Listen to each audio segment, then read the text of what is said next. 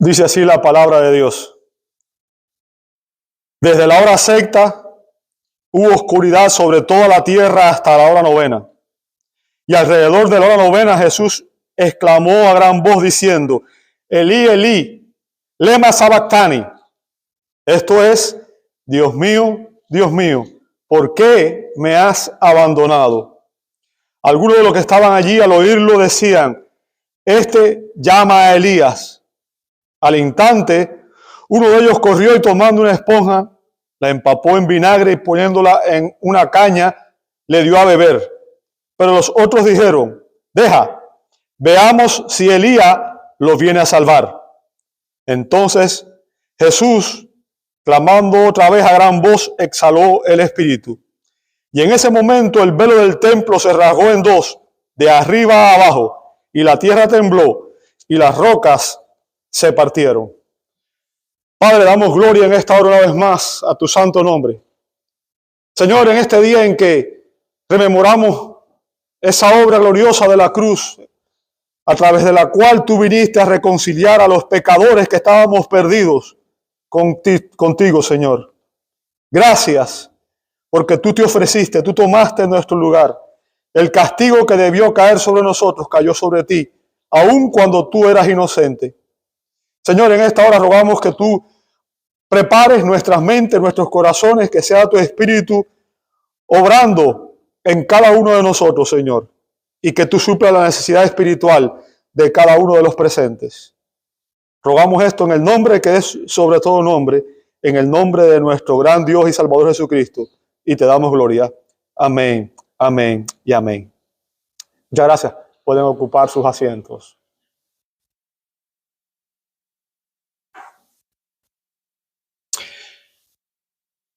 La cruz de Cristo no comenzó en el Gólgota, no comenzó cuando precisamente fue crucificado, sino que comenzó en el corazón de cada persona.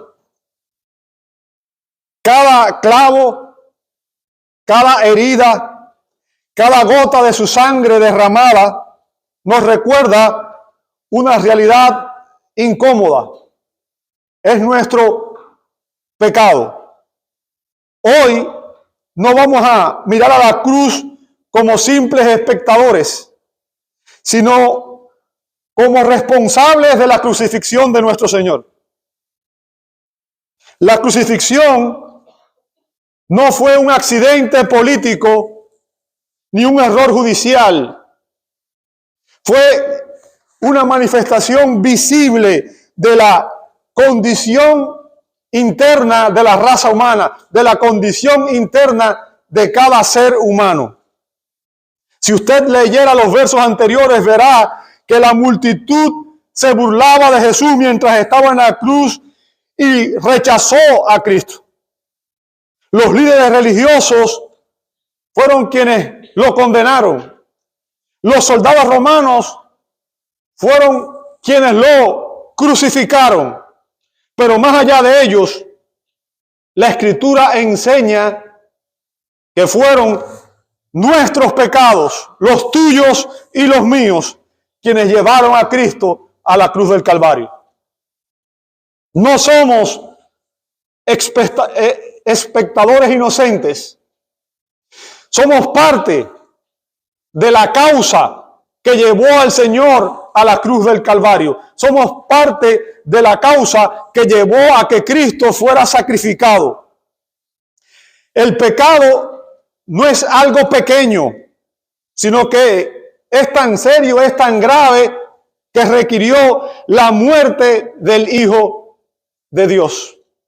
La muerte de Jesús en la cruz es una prueba tanto del inmenso amor de Dios por nosotros como de la profunda maldad del pecado humano. Y en este pasaje que leímos, observamos tres eventos relacionados con la crucifixión de Jesús. Tres eventos relacionados con la crucifixión de Jesús. ¿Cuáles fueron esos eventos? Bueno, aquí vemos las penumbras en el verso 45, las palabras de Jesús en los versos 46 al 50 y los productos o los resultados de la cruz en los siguientes versos hasta el 51, ¿verdad? El verso 45 dice, y desde la hora sexta hubo oscuridad sobre toda la tierra hasta la hora novena. Déjenme explicarle porque quizás la manera en que ellos medían el tiempo era un poco diferente a la nuestra, ¿verdad? La hora sexta es las 12 del día, o sea, es el mediodía, ¿ok? Y dice que desde la hora sexta, o sea, desde el mediodía, desde las 12 del día, hubo oscuridad sobre toda la tierra hasta la hora novena. Y la hora novena son las 3 de la tarde. Ahora, si usted lee el Evangelio de Marcos en el capítulo 15, 25, dice que Jesús fue crucificado a la hora tercera, o sea, a las 9 de la mañana. Jesús fue crucificado a las 9 de la mañana. Y los eventos que se narran en este pasaje que vamos a examinar el día de hoy comienzan en ese periodo de tiempo justo después del mediodía. Ahora, para que usted entienda el contexto, la pregunta que debemos hacernos primero es, ¿qué ocurrió en esas primeras 3 horas? ¿Qué ocurrió en ese primer periodo de tiempo desde las 9 hasta el mediodía? Bueno, como ya les dije, en el contexto se narra todo lo que llevó a Cristo a la cruz, ¿verdad? Y especialmente cómo hubo un rechazo general, cómo las multitudes, cómo los líderes, cómo los romanos rechazaron y se burlaron del Señor. Y a pesar de todo el sufrimiento que los hombres le estaban infligiendo, a pesar del dolor inmenso por las heridas, por los latigazos, por la corona de espinas, por las vejaciones, porque lo escupieron, porque le pegaron, a pesar de todo eso, sus primeras palabras desde la cruz, según Lucas 23:34, fueron: Padre, perdónalos, porque no saben lo que hacen.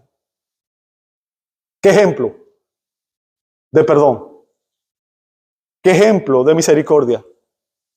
Por mucho menos que eso, usted y yo querríamos matar a otra persona. Sin embargo, a pesar de todo el rechazo y de todo el dolor que estaba sufriendo, sus primeras palabras fueron: Padre, perdónalos, porque no saben lo que hacen. Y las segundas palabras de Jesús estuvieron dirigidas a uno de los que estaba crucificado junto a él, a un asesino, a un ladrón, que primero empezó burlándose de él, pero luego se arrepintió y clamó al Señor por salvación. Y Jesús le dijo estas palabras: de cierto te digo que hoy estarás conmigo en el paraíso. Lucas 23:43. O sea, una promesa de perdón y de vida eterna, una promesa de que estaría con él en la eternidad, de que iría a las mansiones celestiales. Luego, Jesús mira a la multitud y ve allí a María, la mujer que lo dio a luz, la mujer que lo crió, la mujer que lo educó. Y le dijo a su madre: mujer, ahí tienes a tu hijo. Y luego miró a Juan, su discípulo amado, y le dijo: ahí tienes a tu madre. Juan 19, 26 y 27. O sea, estas fueron las 3 primeras frases que Jesús pronunció durante esas 3 horas, desde las 9 de la mañana hasta las 12 del mediodía, en las cuales había todavía claridad, el sol estaba radiante, ¿verdad? Pero ahora aquí Mateo nos dice que a la hora sexta, o sea, que al mediodía, una extraña oscuridad cubrió, dice, toda la tierra. ¿Ok? O sea, no fue un evento local, no fue algo que ocurrió allí solamente en aquella región. Algunos expositores liberales han tratado de sugerir algunas razones naturales y lógicas para explicar esta oscuridad. Algunos dicen que fue causado por una tormenta de arena, o que quizás se refiere a un eclipse. Pero sabemos hoy por la ciencia que no fue un eclipse, porque era luna llena Y en ese periodo de tiempo el sol y la luna están muy separados. No hay manera de que ocurra un eclipse en ese momento específicamente hablando. Ahora, lo que debemos entender es que este no fue un fenómeno natural, sino un acto soberano en el cual Dios estaba demostrando que estaba enjuiciando, estaba ejerciendo juicio, un juicio extraordinario. Cuando vemos las Escrituras, cuando examinamos las Escrituras, las tinieblas son una señal del juicio divino. O sea, se usan las tinieblas como una señal del juicio de Dios. Por ejemplo, y les voy a poner algunos ejemplos para que usted lo entienda, hablando del día del Señor, y cuando se habla del día del Señor, se habla del día en que Dios vendrá a juzgar a las naciones. ¿Ok? Y se refiere así, el día del Señor, el día en que Dios hará cuenta con todos los hombres. La Biblia dice que está establecido que todos los hombres mueran una sola vez y después de esto el juicio. Querámoslo o no, creámoslo o no, todo hombre, toda persona que ha asistido en esta tierra algún día tendrá que comparecer ante la presencia de Dios y dar cuenta de cómo ha vivido, de cómo ha usado su tiempo, sus talentos y sus tesoros. Hablando de ese día terrible del juicio de Dios, en el cual el Señor juzgará a las naciones, el profeta Joel dijo: tocad trompeta en Sión y sonad alarma en mi santo nombre, en mi santo monte. Tiemblen todos los habitantes de la tierra, porque viene el día del Señor, porque está cercano, día de tinieblas y lobreguez, día nublado y de densa oscuridad. Joel capítulo 2, versos 1 y 2. Y el profeta Amós dijo en el capítulo 5, verso 20, no será tinieblas el día del Señor, y no luz, oscuridad y no resplandor. O sea, vemos claramente que se refiere a las tinieblas como un símbolo del juicio divino. Sabemos que hubieron 3 días de oscuridad en Egipto justo antes de que ocurriera la Pascua. Usted puede ver eso en Éxodo capítulo 10, versos 21 al 23. 3 días de completa oscuridad en Egipto. Y aquí Mateo nos dice que hubieron 3 horas de oscuridad justo antes de que Cristo, el Cordero de Dios, muriera en la cruz del Calvario.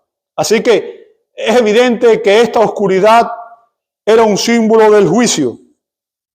El juicio que estaba cayendo sobre la única persona inocente que había en aquel lugar.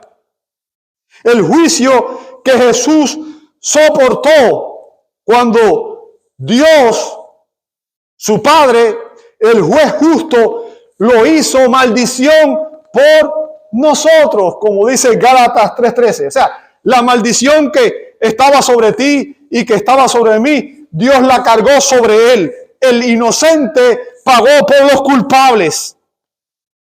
En aquella cruz, Cristo se convirtió en la ofrenda por el pecado. La ofrenda por el pecado. Aquella cruz fue un altar sobre el cual Jesús, el Cordero de Dios, fue sacrificado por nuestros pecados. Y en ese momento, Cristo estaba sintiendo todo el peso de la ira de Dios. Cristo estaba siendo tratado como culpable. La ira santa de Dios estaba siendo derramada sobre él y debía beberla hasta el último sorbo. El pecado nuestro, el tuyo, el mío, el de todos aquellos que creíamos en él, estaba siendo juzgado sobre él en la máxima expresión. Las tinieblas declaran que Dios estaba juzgando el pecado, no pasándolo por alto. Y aquí debemos detenernos. Usted y yo debemos detenernos. ¿Por qué? Porque muchas veces nosotros no entendemos el pecado desde la perspectiva de Dios. Y a veces vemos el pecado como algo ligero, pero la Biblia nos enseña que el pecado no es algo ligero ni sin consecuencias, sino que cada pecado que usted y yo cometemos es una ofensa infinita contra un Dios que es infinitamente santo. Cada pecado que usted y yo cometemos es una ofensa infinita que merece un castigo infinito para usted y para mí. Y en la cruz, Dios no disminuye su justicia. La satisface plenamente. ¿Qué hizo Dios? Dios hizo a Jesús maldición por nosotros. La maldición que estaba sobre ti, la maldición que estaba sobre mí, sobre todos aquellos que creeríamos en Él, fue puesta sobre Cristo en la cruz del Calvario. El inocente fue tratado como culpable. ¿Para qué? Para que nosotros, los culpables, fuéramos tratados como justos, como inocentes. Así que la cruz no es solamente una expresión del inmenso amor de Dios, sino también fue un altar de juicio. Un altar de juicio. La muerte de Jesucristo es una doctrina fundamental del Evangelio. Es el centro del mensaje del Evangelio. El apóstol Pablo declaró que él predicaba a Cristo crucificado en 1 Corintios 1:23. O sea, el Cristo crucificado, la cruz de Cristo, era el centro de su mensaje. Porque sin la cruz de Cristo no hay perdón, no hay reconciliación entre los pecadores y Dios. El mensaje del Evangelio es el mensaje de la cruz. Y nosotros sabemos, porque la palabra nos dice que la palabra de la cruz es necedad, es locura para los que se pierden. Pero para nosotros los que somos salvos es poder de Dios, dice 1 Corintios 1:18. Así que cuando hablamos de la cruz, nos referimos a la obra redentora de Dios, a la manera en que Dios rescató nuestras vidas de aquel pecado que era el que nos condenaba a todos nosotros. Y en la cruz, Cristo sufrió tu castigo, mi castigo, el castigo de todos aquellos que creíamos en Él. Él sufrió nuestro pecado porque Él fue nuestro sustituto. El juicio que debía caer sobre ti, el juicio que debía caer sobre mí, Dios el Padre lo puso sobre Él. En aquel momento, en el momento en que Cristo es crucificado, los judíos celebraban la Pascua. Esta era una festividad, era una celebración que recordaba a las nuevas generaciones que la libertad y el perdón solo podían venir mediante el derramamiento de la sangre de un cordero. Jesús, al estar ese día en la cruz, en esos momentos allí colgado, estaba a punto de cumplir el significado más profundo del rito de la celebración de la Pascua.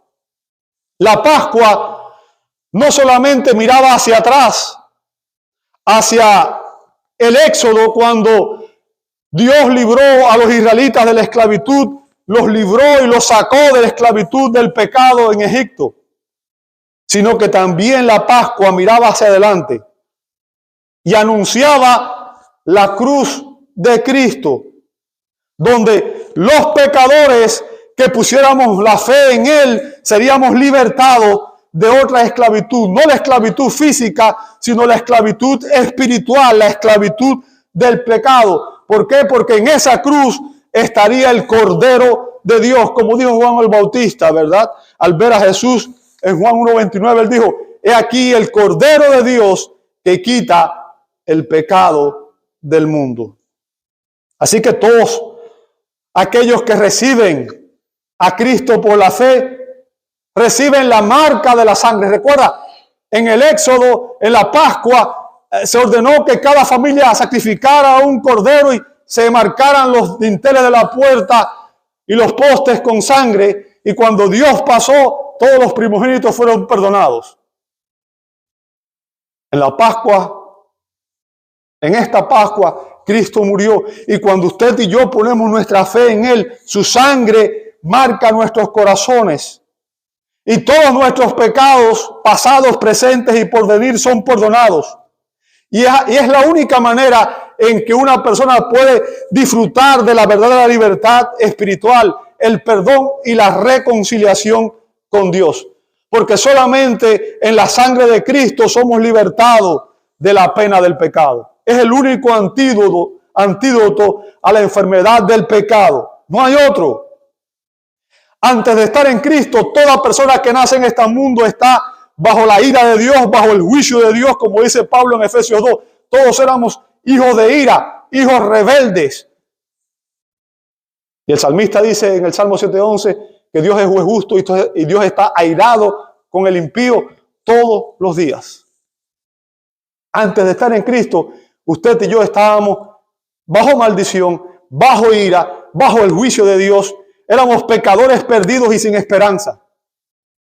Solamente por la fe en Cristo, Dios nos reconcilia con Él, nos ofrece perdón y nos ofrece una salvación que nosotros no merecíamos. Así que hemos visto las penumbras.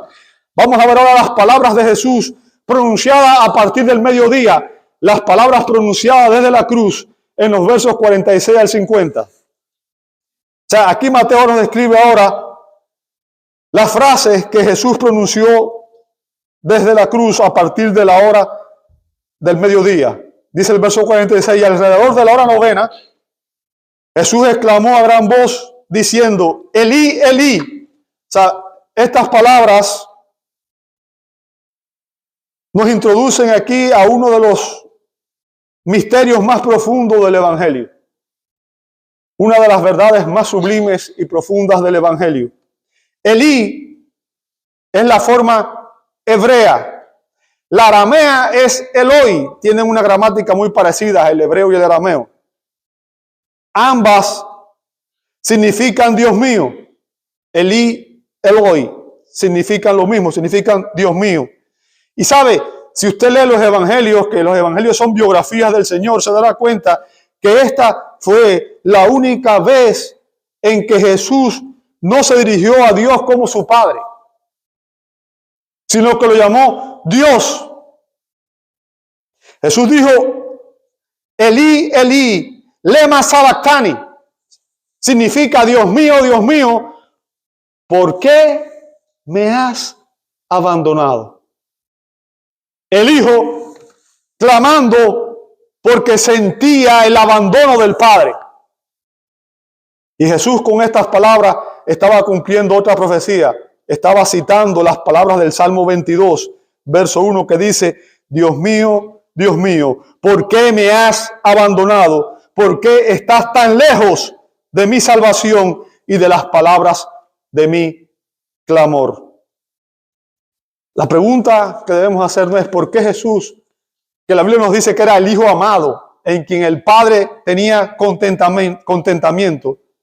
¿Por qué Jesús en este momento se siente abandonado por el Padre? Yo creo que no hay nada más terrible para un hijo que el abandono de sus padres. ¿Por qué el Hijo eterno del eterno Padre se sentía abandonado? ¿Sabe? Por primera y única vez, el Hijo no llama Padre a Dios, sino Dios mío. ¿Y por qué? Porque en ese preciso instante, en ese preciso momento, Él estaba llevando sobre sí el juicio que le correspondía a los pecadores. Él estaba siendo juzgado como culpable. Él estaba siendo tratado como si Él hubiera cometido cada pecado que tú y yo hemos cometido. El juicio que debía caer sobre ti y que debía caer sobre mí estaba cayendo sobre Él. No porque Él hubiera pecado, sino porque en la cruz, dice Pablo en 2 Corintios 5:21, Dios el Padre le hizo pecado por nosotros. Dios le hizo pecado por nosotros. O sea, y aquí vemos la esencia de la doctrina de la expiación y de la sustitución. Cristo fue nuestro sustituto. Lo que tú debías sufrir, Él lo sufrió por ti. Lo que yo debía sufrir, Él lo sufrió por mí. Cristo fue nuestra propiciación. Decir que Dios es propicio significa que Dios nos mira favorablemente. Ya no nos ve como enemigos, sino nos ve ahora como alguien que ha sido perdonado.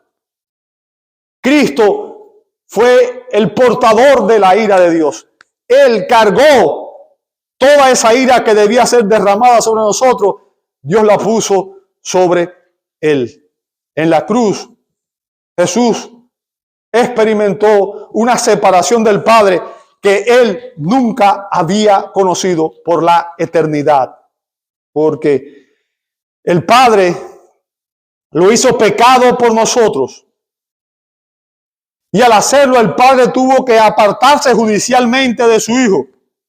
Y lo hizo para que nosotros, tú y yo, fuéramos hechos, dice Pablo, justicia de Dios en Él. Fuéramos perdonados, fuéramos hechos justos delante del Padre. ¿Sabe?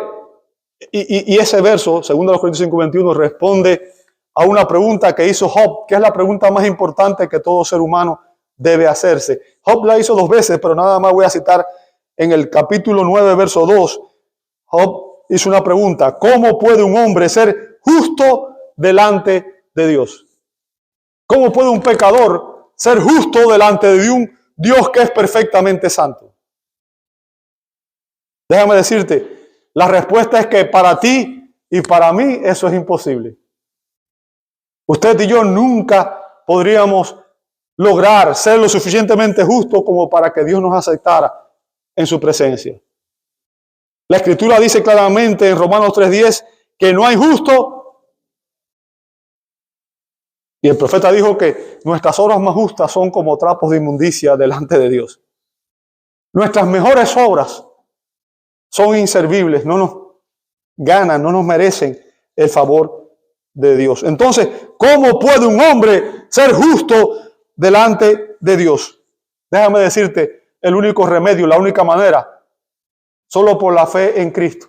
Porque Cristo vivió una vida perfecta y sin pecado. Cristo murió como nuestro sustituto para que todo aquel que pone su fe en Él, Dios nos acredita, Dios nos imputa la perfecta justicia de Cristo. En la cruz, Dios trató a su Hijo como si hubiera vivido nuestra vida pecaminosa. Tu vida, mi vida. ¿Para qué? Para tratarnos a nosotros, los que ponemos nuestra fe en Él, como si nosotros estuviéramos viviendo la vida perfecta de Cristo.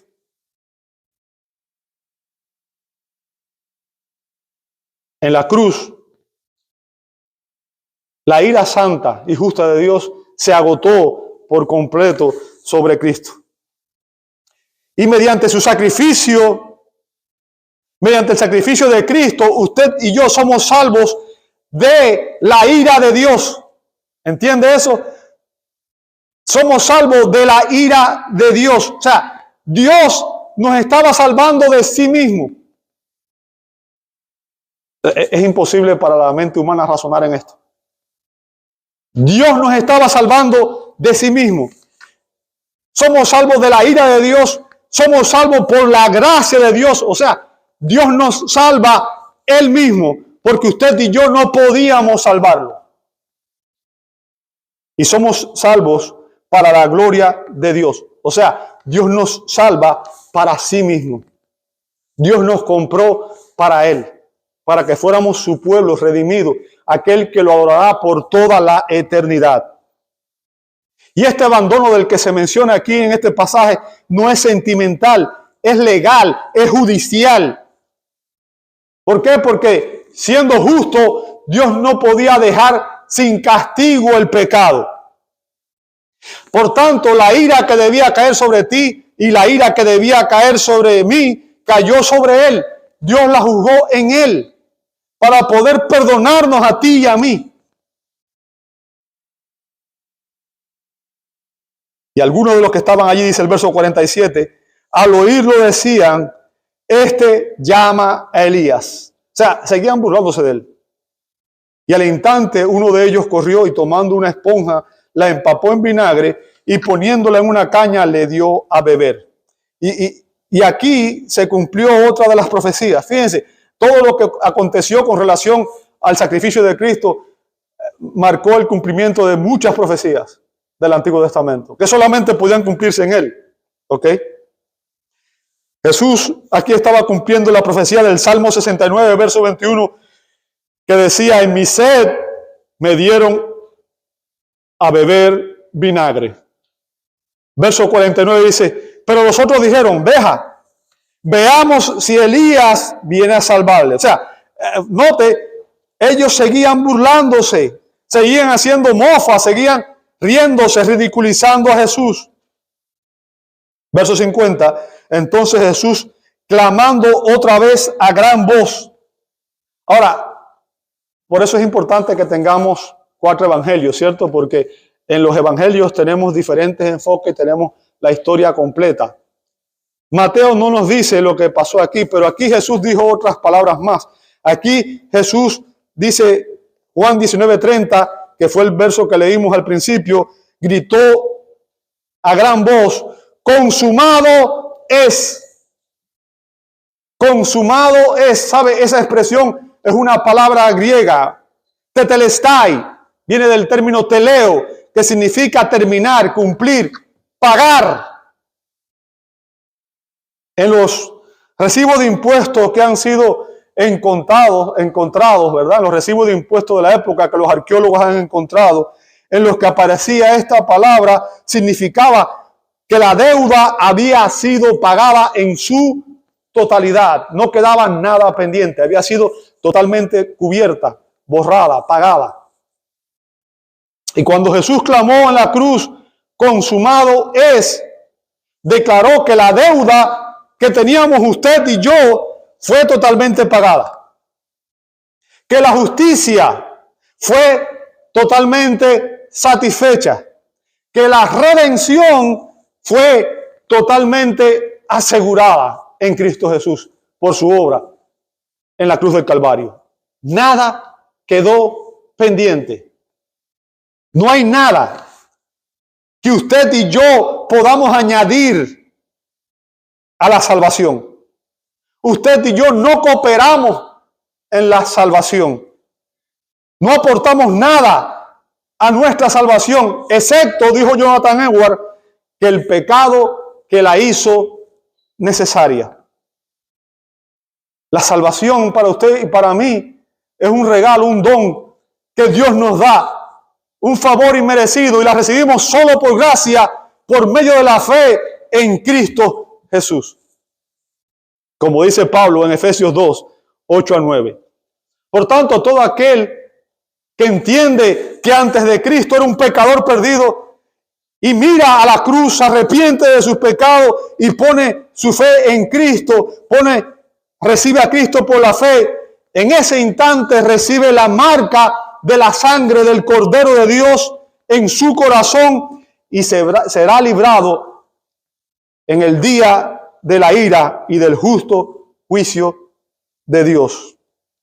La muerte de Cristo en la cruz satisfizo la santidad ofendida de Dios y apaciguó su ira justa, su ira santa por todos aquellos por quienes Cristo murió.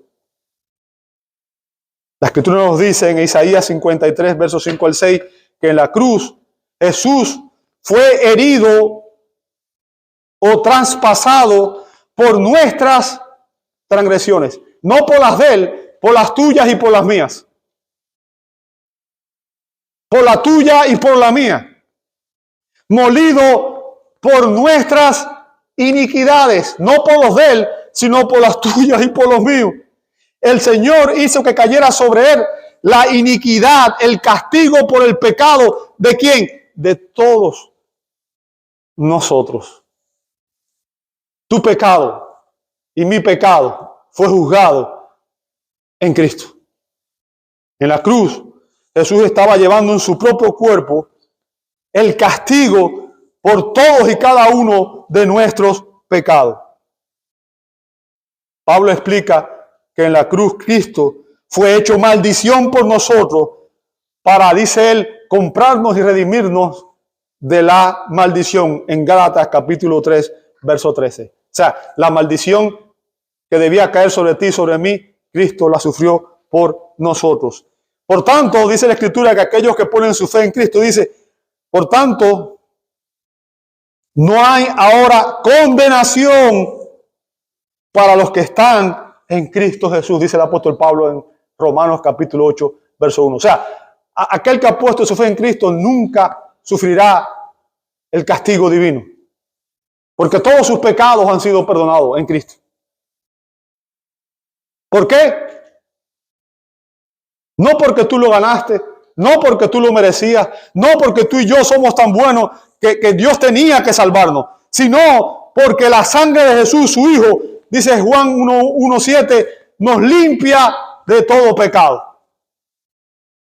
El único antídoto contra el pecado es la sangre de Cristo. No hay otro. Nuestra redención fue consumada en la cruz del Calvario. Nuestro perdón fue consumado en la cruz del Calvario. Y luego Jesús pronuncia estas otras palabras.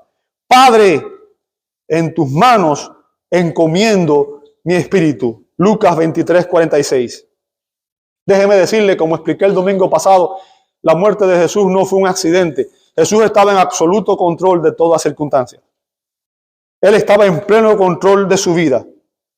Y Él murió en el momento preciso, en el momento que Él lo determinó. Él voluntariamente exhaló el Espíritu y murió.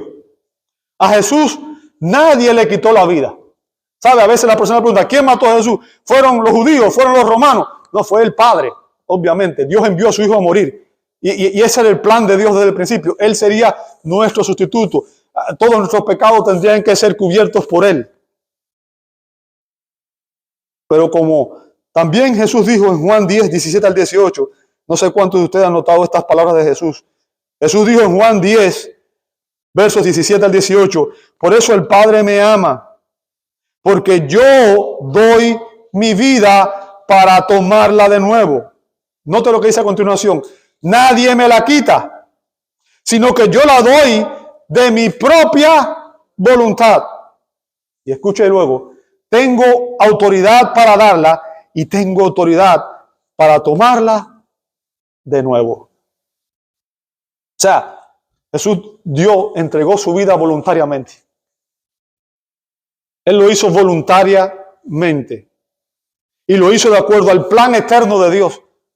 Porque Dios había establecido un método, un medio por el cual Él iba a rescatar a los hombres. Y lo hizo a través de el sacrificio de Cristo. Y finalmente veremos lo que pasó como resultado de la cruz en los versos 51.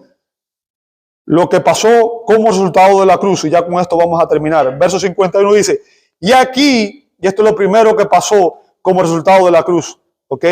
Y aquí el velo del templo se rasgó en dos. ¿Sabe? No sé cuántos han leído el Antiguo Testamento, pero si usted ha leído el Antiguo Testamento, sabe que tanto en el tabernáculo como en el templo habían dos partes, estaba dividido en dos partes, ¿verdad? Había un lugar llamado el lugar santo y otro lugar llamado el lugar santísimo. Ahora, estos dos lugares estaban divididos por una inmensa cortina. Este velo era una cortina que tenía unos 60 pies de largo y se extendía desde el suelo hasta el techo, dividiendo precisamente, haciendo esa separación, el lugar santo del lugar santísimo. Ahora, en el lugar santísimo era donde estaba el arca del testimonio, el arca del pacto. Y esta arca estaba cubierta, la tapa del arca se llamaba el propiciatorio. Y era allí, a este lugar, que era en el que se manifestaba la presencia de Dios. Cuando usted ve el Antiguo Testamento, dice que cuando el templo se instituyó, la gloria de Dios descendía y era allí en ese lugar, en el lugar santísimo, sobre el arca del testimonio. ¿Ok? Ahora, al lugar santísimo, el único que podía entrar una vez al año era el sumo sacerdote el día de la expiación, para rociar sangre de cordero, simbolizando el perdón de los pecados. ¿Ok? Rociaba la sangre del cordero para redención. Pero ese ritual debía repetirse año tras año tras año. Porque ese ritual era solamente un símbolo de algo mucho más importante, mucho más grande. Ese ritual anticipaba el único y verdadero sacrificio por los pecados. El sacrificio que ofrecería el Cordero de Dios que quita el pecado del mundo, Cristo mismo. El velo, aquel velo representaba la separación entre el Dios santo y los hombres pecadores, como dice Hebreos 9:8. O sea, había una separación que era infranqueable. Los hombres no podíamos entrar a la presencia de Dios, porque Dios es perfectamente santo y un pecador no tiene acceso a su presencia. Y aquel velo simbolizaba esa separación. La rasgadura del velo indica que a través del sacrificio de Cristo en la cruz se abrió un acceso a la presencia misma de Dios. Por su sacrificio, Cristo abrió un acceso a la presencia de Dios que no había existido antes. El velo, nota aquí que dice que se rasgó de arriba abajo. Y créame, no era un velo finito, era una tela gruesa. ¿Ok? Y esta rasgadura de arriba abajo simboliza que fue hecha por la mano de Dios. Fue una obra sobrenatural de Dios, simbolizando que el antiguo orden, todos los ritos del Antiguo Testamento, todo aquello que se había instituido en la ley, todos aquellos sacrificios de animales llegaban a su fin. ¿Por qué? Porque en Cristo se estaba instituyendo un nuevo pacto entre Dios y los hombres, como dice Hebreos 8, 6 al 13. La noche en que Jesús fue entregado, ustedes saben que Jesús había celebrado la Pascua con sus discípulos. Y Jesús tomó algunos elementos de esa antigua celebración, de la celebración de la Pascua, y les dio un nuevo significado. Instituyó lo que conocemos ahora en la iglesia como la Cena del Señor, que precisamente hoy usted y yo vamos a tener el privilegio de participar si somos cristianos. Jesús dijo en Mateo 26, 28, esta es mi sangre del nuevo pacto, esta es mi sangre del nuevo pacto, que es derramada por muchos para el perdón de los pecados. O sea, Cristo está diciendo que Él derramó esa sangre en la cruz del Calvario precisamente para que usted y yo recibiéramos el perdón de nuestros pecados. Y es a través de la fe en Cristo. Es Cristo la puerta, es Cristo el camino. Dios mismo abrió el camino para que usted y yo tuviéramos acceso a su bendita presencia. Cristo es nuestra Pascua. Y dice Pablo en 1 Corintios 5:7, Cristo, nuestra Pascua, ha sido sacrificado. Y la indicación es que el sacrificio de Cristo es suficiente. Y que ahora por su sangre derramada en la cruz, el pecador puede acercarse confiadamente al trono de Dios. Puede tener acceso a la presencia del Dios Santo. El velo se rasgó porque mediante su sacrificio Cristo abrió un camino nuevo y vivo, como dice Hebreos 10, 19 al 20, para entrar al lugar santísimo. O sea, para entrar a la presencia misma de Dios. Algo que antes no se permitía. ¿Por qué? ¿Cómo podemos entrar? ¿Cómo puede usted tener comunión con ese Dios Santo? No es por esfuerzo propio, no es por sus buenas obras, no es por sus méritos humanos, no es porque usted lo merezca. Dice aquí, Específicamente, ¿por qué? Por la sangre de Jesús. Por la sangre de Jesús. Dice el verso 20, tenemos un camino nuevo y vivo que Él, Cristo, inauguró para nosotros por medio del velo, es decir, su carne. O sea, a través de su sacrificio, usted y yo somos perdonados y tenemos acceso directo a la presencia de Dios. El camino a la vida eterna fue abierto no solo por la vida sin pecado de Cristo, sino que requirió su muerte en la cruz del Calvario. Cuando su carne, la carne de Jesús fue rasgada en su crucifixión, también lo fue el velo del templo. Y esto simboliza el hecho de que Dios, a través de la fe en Cristo, nos da acceso a su bendita presencia. Ya no hay necesidad de templo. En el Nuevo Testamento no hay templo. El templo de Dios ahora es usted y soy yo. Somos los creyentes. No hay necesidad de sacerdotes. En el Nuevo Testamento no hay sacerdote. Cada cristiano es un sacerdote porque cada cristiano tiene el Espíritu Santo y cada cristiano ha sido marcado por la sangre de Cristo y cada cristiano tiene acceso directo a la presencia misma de Dios. Dios escucha su oración, Dios escucha su clamor como mismo escucha el mío. No hay necesidad de altares. Cristo, mediante un solo sacrificio, nos hizo perfectos para siempre. No hay nuevos altares, no hay otro sacrificio, no hay más sacrificio que ofrecer. El sacrificio de Cristo fue perfecto, perfecto. En la iglesia de Cristo, bajo el nuevo pacto, no existe un sacerdocio especial. Todos los cristianos somos sacerdotes. Cada creyente es un sacerdote. Cada creyente tiene acceso directo a la presencia de Dios. Y a continuación Mateo dice que lo segundo que pasó aquel día fue en el verso 50, dice, y la tierra tembló y las rocas se partieron.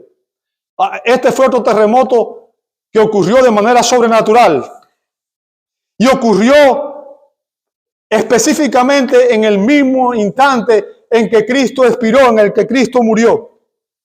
Como explica el doctor John MacArthur, la muerte de Cristo fue un evento poderoso y trascendental con repercusiones que afectaron incluso a la creación.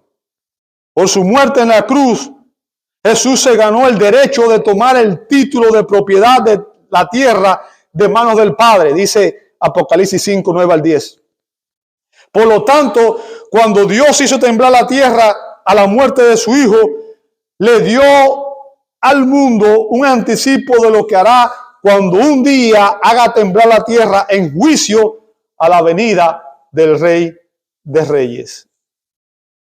Como dijo Pablo en Filipenses 2, 8 al 11, debido a que Jesús se hizo obediente hasta la muerte y muerte de cruz, debido a que Él estuvo dispuesto a sacrificarse y morir en la cruz, dice la Escritura que el Padre le exaltó hasta lo sumo y le confirió el nombre que es sobre todo nombre, para que en el nombre de Jesús se doble toda rodilla de los que están en el cielo y en la tierra y debajo de la tierra, y toda lengua confiese que Jesucristo es el Señor, para gloria de Dios Padre. Dice Filipenses 2, 8 al 11. Amado, este texto nos confronta con unas preguntas personales y eternas. Preguntas que usted y yo debíamos hacernos ahora. ¿Has entendido tu pecado como Dios lo ve? ¿Has entendido tu pecado como Dios lo ve? ¿Has visto que Cristo murió como tu sustituto? ¿Has entendido que Cristo murió como tu sustituto? ¿Has puesto tu fe únicamente en su obra consumada para salvación? ¿Has confesado a Jesús como tu Salvador y tu Señor? Déjame decirte, no basta con admirar la cruz. No basta con emocionarse ante la cruz. Debes recibir a Cristo por la fe. Porque si Cristo no es tu sustituto, entonces la Biblia dice que tú mismo tendrás que cargar con toda la ira de Dios. Pero si vienes a Él, dice la Escritura que tu culpa es quitada, que la justicia perfecta de Cristo te es acreditada y que tendrás acceso libre a la presencia misma de Dios. Como dije, la cruz es la esencia misma, el centro mismo del mensaje del Evangelio. La única esperanza que tenemos los pecadores, la única esperanza para los pecadores perdidos es la cruz de Cristo. Porque allí vemos la santidad de Dios, la gravedad de nuestro pecado y la grandeza de la gracia y de la misericordia de Dios. Como dirían los puritanos, en la cruz la misericordia y la justicia se besaron. Y hoy tú tienes solamente dos opciones: rechazar el sacrificio de Cristo, rechazar al Cristo crucificado y enfrentar el juicio, o confiar en Él y recibir vida eterna. Me gustaría que leyeras conmigo otro pasaje más. Juan 3:16. Juan capítulo 3, verso 16 al 18. Y con esto vamos a terminar. Juan 3, 16 al 18.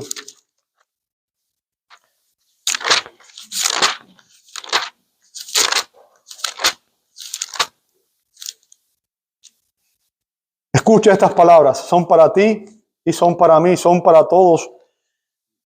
Dice la Escritura, Juan 3:16 al 18. Porque de tal manera amó Dios al mundo que dio a su Hijo unigénito para que todo aquel que en Él cree no se pierda, sino que tenga vida eterna. Porque Dios no envió a su Hijo al mundo para juzgar al mundo, sino para que el mundo sea salvo por Él. El que cree en Él no es condenado, pero el que no cree ya ha sido condenado porque no ha creído en el nombre del unigénito Hijo de Dios. Te invito a orar. Padre, damos gracias por esta verdad preciosa que tú nos enseñas. Y es que en Cristo tú perdonas todos nuestros pecados. Que en Cristo somos perdonados, somos reconciliados. Que en Cristo somos adoptados nuevamente en la familia de Dios, somos recibidos como hijos de Dios. Y podremos tener plena comunión contigo. Recibiremos vida eterna. Y nunca más habrá condenación, sino que aun cuando partamos de este mundo, aun cuando termine nuestra vida física, podremos ir a tu bendita presencia por la eternidad. Y damos gracias, Señor, porque sabemos que todo esto no fue porque nosotros lo mereciéramos, fue por tu gracia, por tu misericordia. Porque tú, Señor, diste tu vida en la cruz del Calvario por amor a nosotros cuando nosotros éramos pecadores. Y a pesar de que todavía hoy pecamos contra ti, Señor, tú en tu paciencia y en tu misericordia nos sigues perdonando. Ayúdanos a examinarnos a nosotros mismos, Señor. Que entendamos el inmenso amor de Dios que fue declarado a la humanidad en Cristo. Tú diste tu Hijo por amor a nosotros, para a través de Él, a través de la fe en Él, darnos salvación y vida eterna. Señor, si hay alguna persona que aún hoy no ha recibido a Cristo por la fe, tráele convicción y permite, Señor, que hoy pueda arrepentirse de sus pecados y recibir tu gracia y recibir la salvación que tú ofreces gratuitamente en Cristo Jesús, Señor. Que hoy pueda entender que solamente a través de la fe en tu Hijo será perdonado, será reconciliado contigo. Te damos gracias por todo lo que tú haces en nuestra vida y damos gloria a aquel que dio su vida por amor a nosotros. En su nombre oramos. Amén y amén y amén.